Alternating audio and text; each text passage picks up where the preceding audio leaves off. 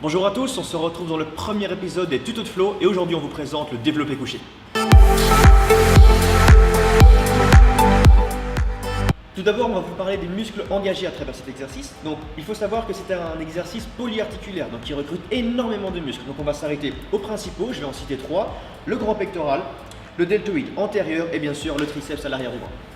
Dans un deuxième temps, on va aborder le placement sur cet exercice. Donc, Julien, tu vas pouvoir te placer sur le banc. Donc, je te demande de te coucher, d'amener les mains sur les bagues au niveau de la barre.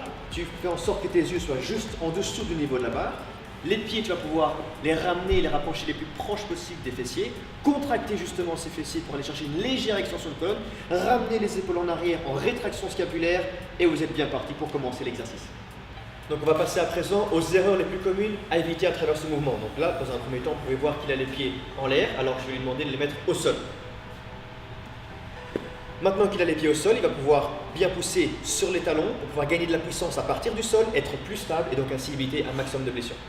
Donc dans un deuxième temps, on peut voir ici une très grave erreur. Regardez l'amplitude entre son bras et son torse. L'amplitude est carrément à 90 degrés, alors que pour bien développer couché, il faut rentrer les coudes à l'intérieur, diminuer cet angle, réduire l'angle entre le torse et le bras.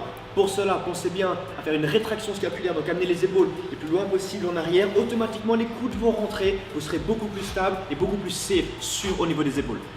La troisième erreur qu'on peut voir ici, c'est l'amplitude. Donc le range of motion est beaucoup trop réduit, alors qu'il faut aller chercher automatiquement le plus bas possible. Julien, tu vas pouvoir toucher la poitrine, venir chercher le lockout, donc le verrouillage au niveau des coudes, tout simplement parce que si vous arrêtez à la moitié de l'amplitude, vous aurez moitié résultat, alors que amplitude complète égale résultat beaucoup plus efficace.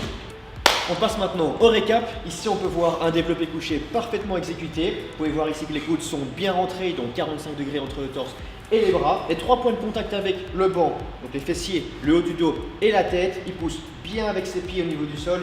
Range of motion, donc l'amplitude complète. C'est parfaitement bien exécuté. À vous de l'exécuter maintenant comme ça la prochaine fois que vous ferez un développé couché.